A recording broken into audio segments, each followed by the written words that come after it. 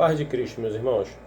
Nós vamos falar um pouquinho hoje sobre o futuro, a reconstrução do templo e sobre esse vasto mar inexplorado do desconhecido que detém a alegria e o terror, o conforto e a dor, o amor e a solidão.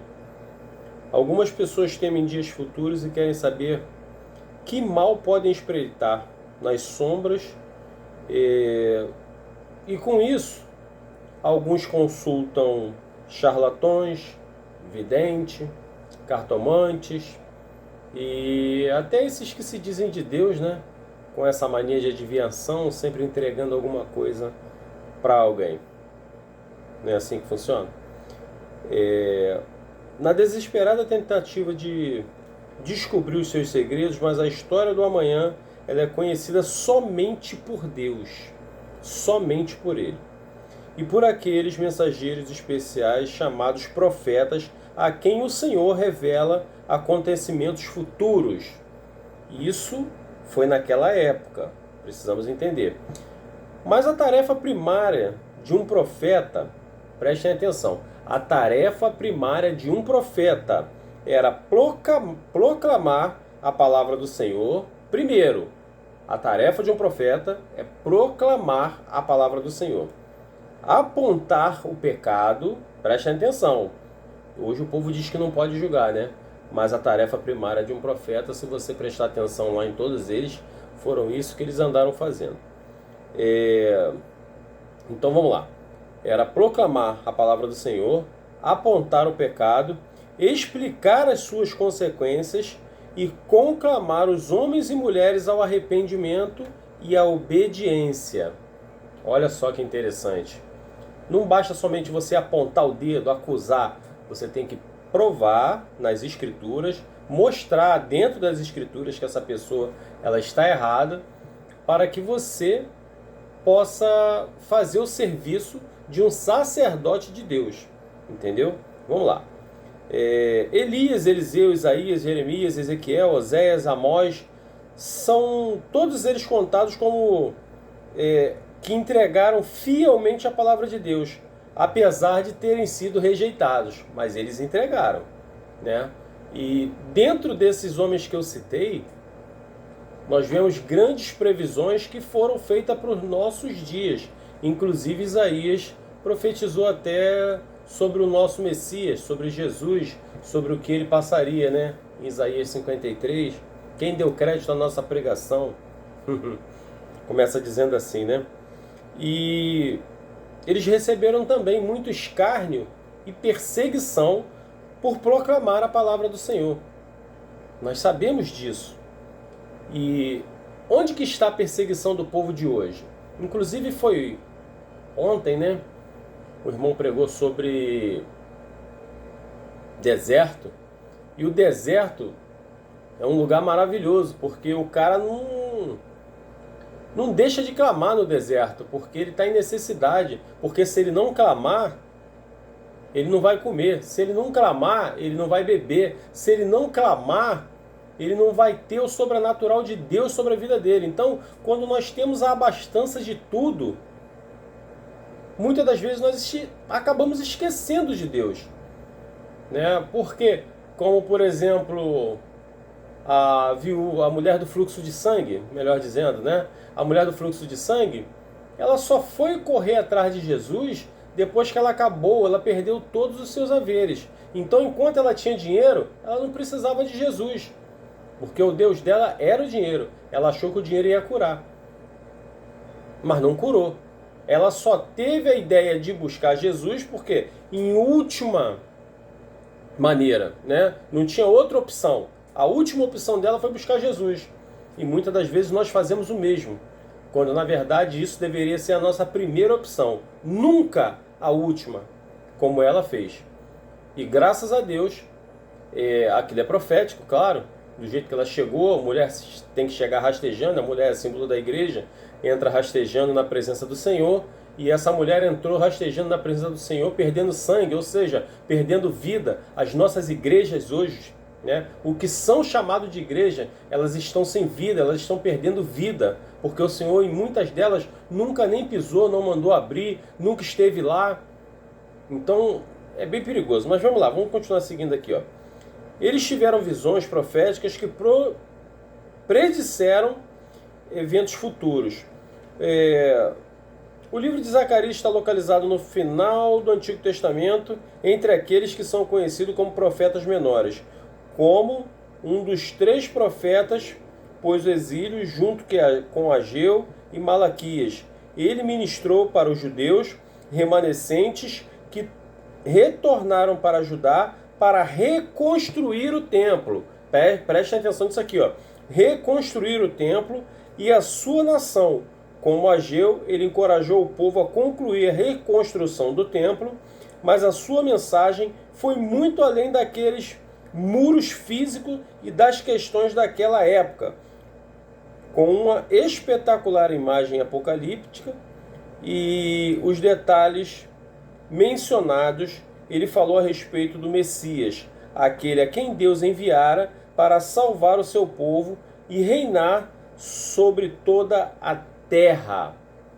Bom, aqui eu acho que já dá para a gente passar agora para o texto de Isaías que eu queria ler, que está no capítulo 8 e no versículo 9, que diz assim: Assim diz o Senhor dos exércitos, esforcem-se. Notem que ele está dizendo aqui para a gente se esforçar. Isaías 8, no versículo 9. Preste atenção. Esforcem-se as mãos de todos vós que nestes dias ouviste as palavras da boca dos profetas, que estiveram no dia em que foi posto o fundamento da casa do Senhor dos exércitos, para que o templo fosse edificado. É o que eu estou fazendo aqui, conclamando a palavra do Senhor e clamando para que vocês, nós no caso, que eu também estou incluso, para que nós nos esforcemos para reconstruir esse templo. Nós precisamos erguer esse templo. E vai ficar claro aqui para nós agora, por exemplo, em 1 Coríntios 3,16 diz assim, ó, não sabeis vós que sois o templo de Deus e que o Espírito de Deus habita em vós? Então aqui já está claro. Que templo é esse que eu estou aqui agora tentando fazer a gente reconstruir? Porque se nós somos o templo e o Espírito Santo de Deus habita em vós, em nós, nós precisamos reconstruir esse templo. Como que nós reconstruímos esse templo? Abandonando tudo aquilo que não glorifica o nome do Senhor. A falta de conhecimento das Escrituras, a falta de vida de oração, a falta de buscar aqueles que necessitam de ouvir a palavra. Tudo isso faz parte da reconstrução do templo, porque a obra de Deus não é a construção, não é a alvenaria, não é o cimento. A obra de Deus somos cada um de nós. Por que nós somos a obra de Deus? Porque cada dia que passa é necessário que venha quebrar algo para fazer novo. Porque nós estamos sendo reformados. Nós somos reformados através do Espírito Santo de Deus. Porque cada vez que o Espírito Santo de Deus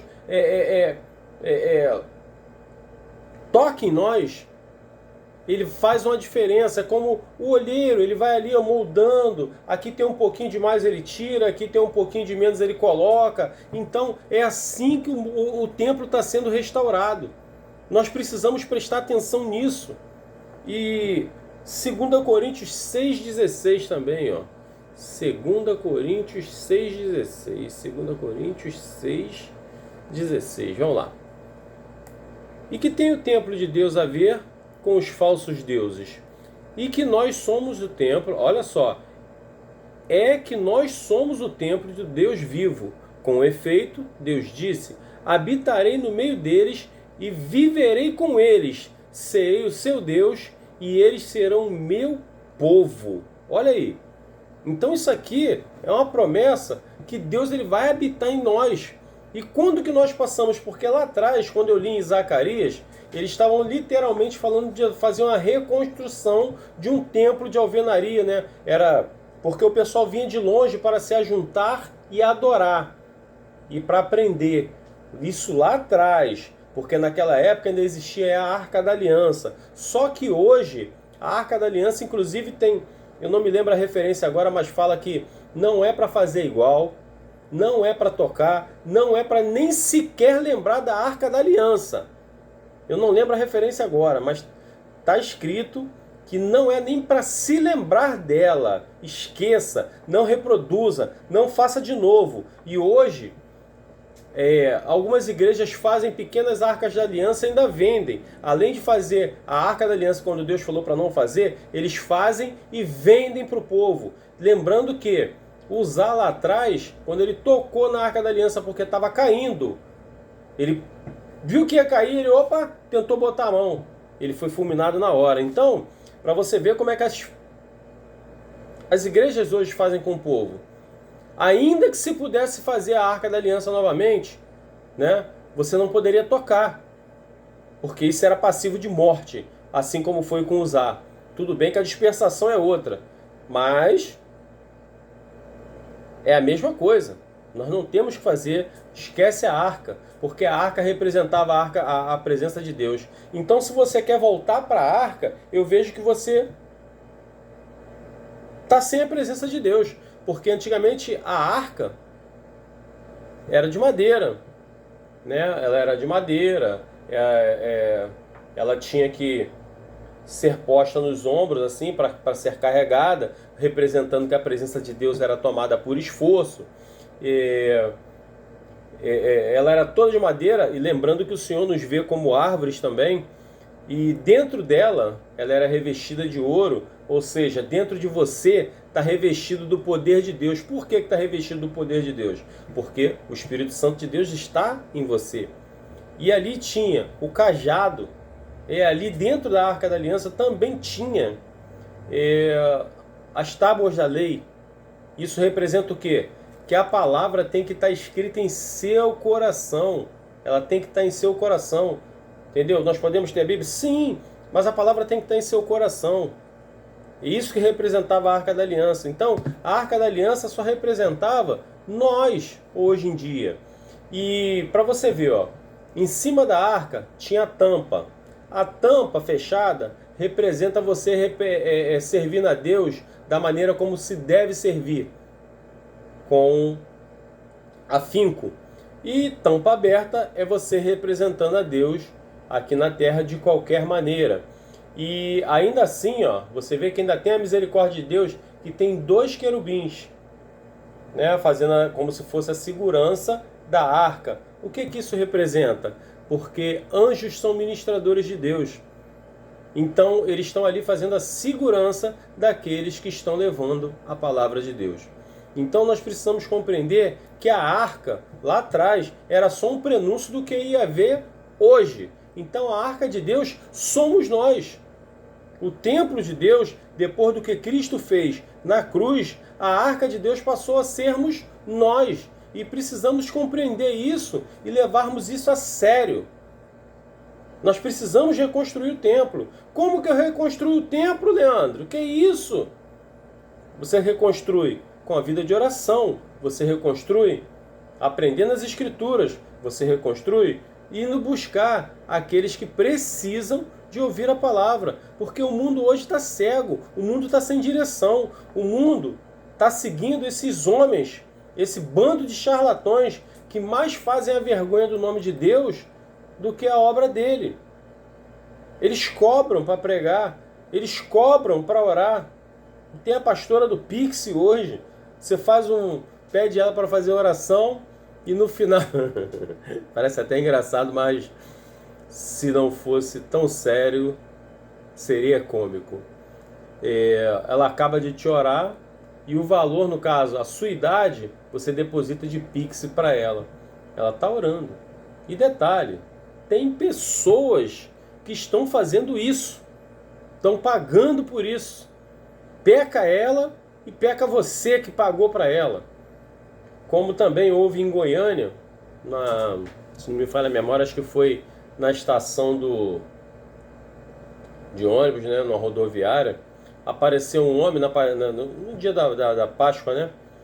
Apareceu um homem vestido com uma coroa de espinho, aparentemente ensanguentado, com uma roupa, com uma tanguinha, como se fosse o próprio Jesus.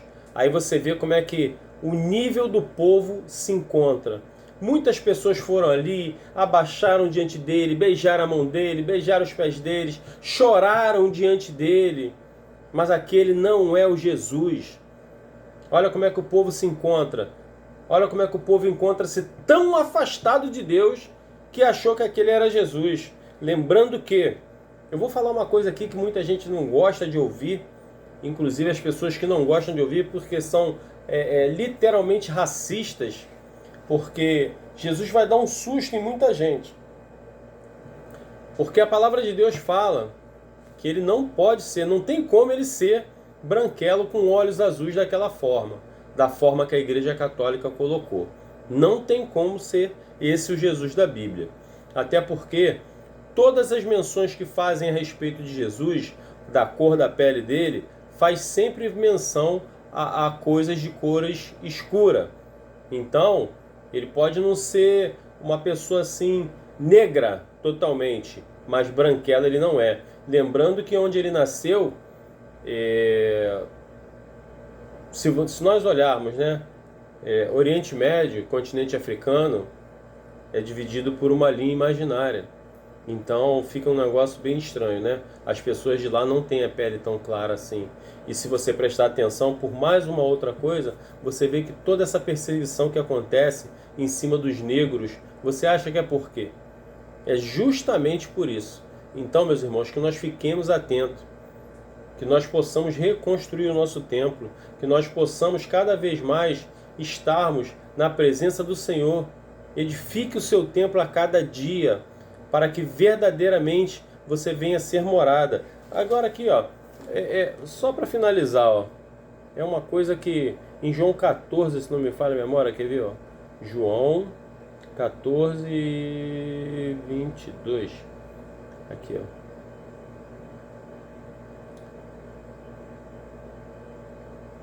ó. Aqui, ó. E Jesus explicou-lhe, João 14, no versículo 23. Quem tem amor, vive segundo aquilo que eu digo, e o meu Pai também há de amar, e iremos a ele e faremos nele morada. Quem não tem amor, não guarda as minhas palavras, e a palavra que eu vos digo não é a doutrina minha, mas do meu Pai que me enviou. Olha que interessante. Ele está prometendo aqui, ó, quem tem amor, vive segundo aquilo que eu digo. Ou seja, quer ver? Vamos ver em outra versão aqui. Como é que isso vai ficar? Olha só. King James 23. Aqui, ó. E Jesus respondeu-lhe: se alguém me ama, obedecerá a minha palavra, e meu Pai o amará, e nós viremos até ele e faremos nele o nosso lar. Se alguém me amar, quem é que ama Jesus? Quem ama Jesus é quem faz o que ele manda, tanto que ele fala logo depois aqui, ó. Quem não me ama, não me obedece. E as minhas palavras é a palavra de vós que estáis ouvindo, não é minha, mas do meu Pai que me enviou. Então, isso aqui fica claro, porque quando você fizer, tem tanta gente falando que está cheio do Espírito Santo de Deus, mas não está obedecendo. E se você não está obedecendo, isso é fato. Você não é morada do Espírito Santo de Deus, você não é o templo do Espírito Santo de Deus. Para ser morada, para ser o templo, você tem que obedecer. Não sou eu que estou falando, é aqui, ó. Aí eu vou te perguntar, se contesta o que Jesus fala, se você achar que deve contestar o que Jesus fala, amém. Mas aqui está escrito, ó, se alguém me ama, obedecerá a minha palavra. Ou seja, o meu amor por Cristo consiste em obedecer o que ele mandou. E logo depois, ó, preste atenção que é totalmente condicional. Se alguém me ama, obedecerá a minha palavra, e meu Pai o amará, e nós viremos até ele e faremos morada. Ou seja, se você obedecer, eu vou fazer morada em você. Agora, se você não vai obedecer, eu não vou fazer morada em você. Não sou eu que estou falando, é o próprio Jesus Cristo aqui, ó. Então, meus irmãos, que nós viemos ficar atentos a isso. Restaure o seu templo, faça a sua construção, que é você. Você é a construção. Lembre-se disso. e que a cada dia mais nós possamos poder crescer em graça e conhecimento para irmos buscarmos aqueles que verdadeiramente necessitam da palavra de Deus aí fora. Tá bom, meus irmãos? Que a paz do Senhor esteja com cada um de vós. Em nome de Jesus eu te agradeço aí por todos.